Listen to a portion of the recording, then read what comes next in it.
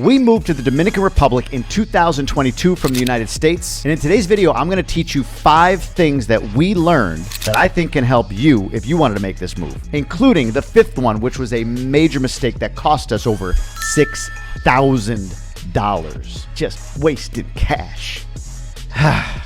Let's dive in. In January of 2022, me and my family came down here for 1 month. We spent half of that time at a resort in Punta Cana. We spent the other half of that time with my wife's family in Higüey. And on that trip, we saw our little boys playing with their cousins, my wife's cousins' kids. And they were having a great time, except they didn't share language skills. So for us, we thought this is the perfect opportunity. We should make this move. So about a month later, we just said, let's do it. I picked a day, August 23rd, 2022, and we moved. First thing we learned, you don't need a visa or residency to be here. I get this question often from people like, hey, I'd love to move. What do I have to do to get my immigration status in order? And the truth is you don't have to do anything if you're a US, Canadian, or EU passport holder.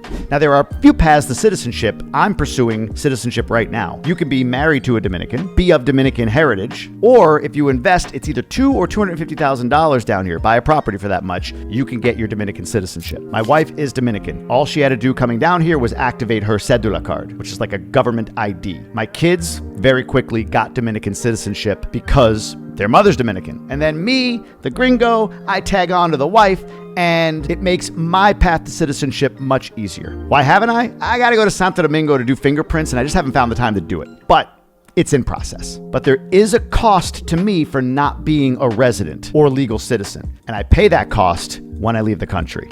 I took this picture at the airport, and this plaque literally sits on the front of the immigration desk that takes the payment from people as they leave the country. And here's the deal. If you are here over 30 days, but less than 90, you're going to pay a tax at the time that you exit the airport for 3,500 pesos. That's about $60 US, and then it goes up from there. So if you're here between 3 and 9 months, that's gonna be 5,600 pesos, about $95 to $100 US, and so on down the line. Now, I leave the country frequently because I travel back to the United States for different work-related things that I have in my businesses. But my wife and kids didn't travel out of the country for a whole year. So when we hit the airport, per person for each of them, it would be 9,100 pesos, or about $150 per person. However, my wife's a citizen. She doesn't have to pay. And we needed to bring our kids' original Dominican converted birth certificates, not a copy of them, not an image of them, in order for their fee to be waived as well. For me, I haven't paid more than the 3 to 9 month rate of 5,600 pesos, or about $100. But normally I pay nothing because I travel within a 30-day time frame, or I just pay the $60 30-day fee. So now look, some might say, hey, if you're in the country, you should get citizenship. And I don't necessarily disagree. I want a second passport either way. That goes into my whole conspiracy theory, tin hat thing. Like, man, when the crap goes down, better be ready. But here's the gist of it. Whether I pay the government to get citizenship, or I pay every time I leave that I stay past 30 days, either way, DR is collecting their money. They're doing just fine. They've obviously set up this system to say, hey, we want to make it really easy for Europeans, Russians, Americans, Canadians to come and spend some time here. Doesn't have to move here, but 30, 60, 90 days, and we'll just charge them when they leave the airport. Kind of brilliant if you ask me. Moving on. The second thing that we learned coming down here when we made the move back in August of 2022 was to fly Delta, and to fly Delta first class. I know. Oh, it must be nice you got the money to fly first class. Listen, it was like $150 more per ticket to go first class because we booked so far in advance and I didn't have a specific date I needed to go. So August 23rd, random date, good prices. But here's why it's important. Regular flights, you get 50 pounds per bag, and you usually get 1 to 2 bags per person, and you might even have to pay for those bags. But with Delta, not only do you get 70 pounds per bag, but you kind of get unlimited bags too. Let me explain that. When we booked, we had 10 bags for 4 people. On Delta, it says you get 2 bags per person. When I messaged them through the app and said, well, what happens if I have 10 bags? They were like, then you're fine. There is no charge for bags above 2 per person. It's the beauty of first class, man. I would recommend Delta first class when you're making the move because 70 pounds versus 50 pounds over 10 bags, that's a lot of extra stuff. Kids, toys, clothes, things that maybe you were thinking, we can't bring this, or we're going to get charged $5,000 for being overweight on bags. So I would recommend Delta first class, get the bag limit up, and the amount of bags that you can bring is pretty much unlimited. I wouldn't abuse that, but you get my point. But the other part for me was, this is a first-class move. If you're gonna go do this, whether you're coming back after retiring or you're moving your family for the adventure, I don't know, $600 is what it cost us extra to book those flights. I wasn't missing that $600 a year later. Like, oh man, if only I had that $600 from the flights that I booked first class this year, I'd be in such a better position. it was more. It hurt a little bit to book the flights, but I say go first class, both for the mindset reason and the practical reason. Next up was moving with pets. We got 2 little puppies that we moved with us, and they're small enough to fit in a little bag that goes underneath the seat in front of us. Literally, they were carry-ons. Now, the price for each of them, I think, was $100 or $200 one way to bring them down here. And there was some paperwork that you have to go through that the DR wants to make sure you have before they enter the country. Literally, Google it. That's all I did, and I found everything that I needed. It wasn't that hard. It was vaccine records. There might have been a letter I needed from the vet, and then when I got here, some dude looked at the papers as if he knew what he was talking about, just stared at them and shuffled through them for like 15 minutes while I stood there and stared at him, and then he let me go. He's reading an English document. The dude didn't speak a lick of English. He's like a customs agent, but they song and danced it, and I walked through with my dogs. But here's the key to this. What we didn't realize was that the Dominican Republic is one of many countries the United States designates as having a high rate of rabies. Therefore, there are restrictions on returning pets, whether they're American originally or not, back into the country. Once again, you can go through a whole thing, and we're doing it now. We had to pay for blood tests and all these different things to satisfy requirements to bring it back in. But here's how we could have shortcut it had we just traveled back with the dogs within 6 months. If we did that, it resets the clock and we're good. It's way easier to bring them back in. Now, that restriction is set to expire in July of 2024, but it was extended once, so we'll see. There's always a chance, just like lockdowns. Guys, remember those? That they could get extended. So let's see what happens, but just be mindful of that. If you're bringing pets, Google exactly what the requirements are to enter the Dominican Republic and make plans to bring them back into the country within 6 months. Now, I don't know if this would work or not, but Canada does not have such restrictions. And I live in Michigan in the United States. So we've thought about, do we fly into Canada, take advantage of the fact that they don't care, and then just drive them over the border?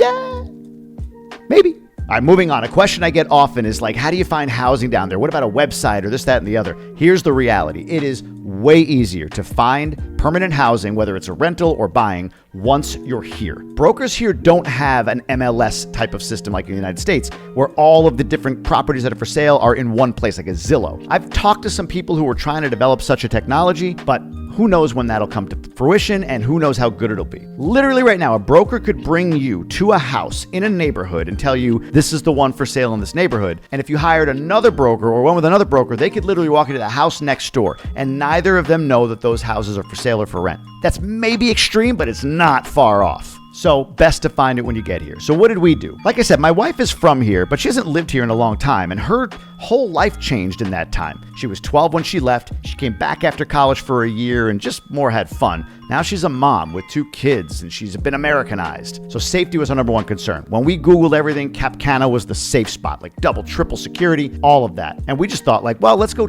there. Let's check that out. That's probably the spot to live. So we went on to Airbnb and we got a place for 2 months. It was actually more like 7 weeks, but either way, I think it was around $5,000 or $6,000 that we spent on an Airbnb, including all the utilities, and we stayed in Green Village, Cap Cana. Now, had we committed and said, that's going to be home, we're going to rent a place from afar, it looks like the best place, all the reviews are good, we would have missed out on a lot by not seeing it firsthand. For us, first off, Cap Cana, Green Village, there's not a lot of community there. There were no other kids. It's more of an Airbnb or vacation place than it is a community for kids. So we learned that. Second, Cap Cana doesn't have a ton of amenities like grocery stores, shops, gyms, all of that stuff. So we found ourselves having to leave Cap Cana to go all the way up into the Punta Cana area, and everything we were doing was at Blue Mall and Nacional, or even further north at Jumbo or La Serena. So coming down here for a month or two, picking what you think is the best spot to start, it might feel scary, like I don't have a permanent spot for my family. There's plenty. You'll find something. There's not a lack of available inventory to the point where you just can't find a place to live. And worst case scenario, we extend the Airbnb another month. But we got to work pretty quickly after we got here. And more importantly, we recognized the patterns for our life and where we go often and decided where we're going to live based on that. So again, I'd highly recommend you're making the move. It's a big deal. Unless you have a place and you highly vetted it and you spent a month or two there and you know that the traffic and amenities and all of that are exactly what you want, come on down for a couple months, get an Airbnb Airbnb, and then you'll figure it out from there. All right, the last one. This was a biggie and such a stupid mistake on our part. If we could go back and do it again, we would have saved ourselves $6,600. And that is this. We leased a car instead of buying one. Now, leasing isn't exactly like a big thing here, but there are dealerships that do it, especially in Santo Domingo, Santiago. But benefit of family. My wife's half-brother has like a used car lot in Higüey, and we taught him what a lease was essentially. And he charged us $6,600 to lease a vehicle for 1 year, so a little over $500 per month. And we just paid it in full up front. He held the insurance, it was his car, and we leased it for a year. Now keep in mind, we were moving here for a year. More on that in just a minute. But here's something to know, and this has been true for a while, it could change, but car values here are really high. So even though we would have spent more money to buy a car potentially, the ability to resell it a year later, if our plan was actually done and we only stayed for 1 year, we probably could have sold it for close to what we bought it for. So rather than just throwing $6,600 out there to lease a car for a year, if we paid $15,000, I mean, even if we only got $10,000 back, we're still $1,600 ahead after we were thinking of leaving at the 1 year mark.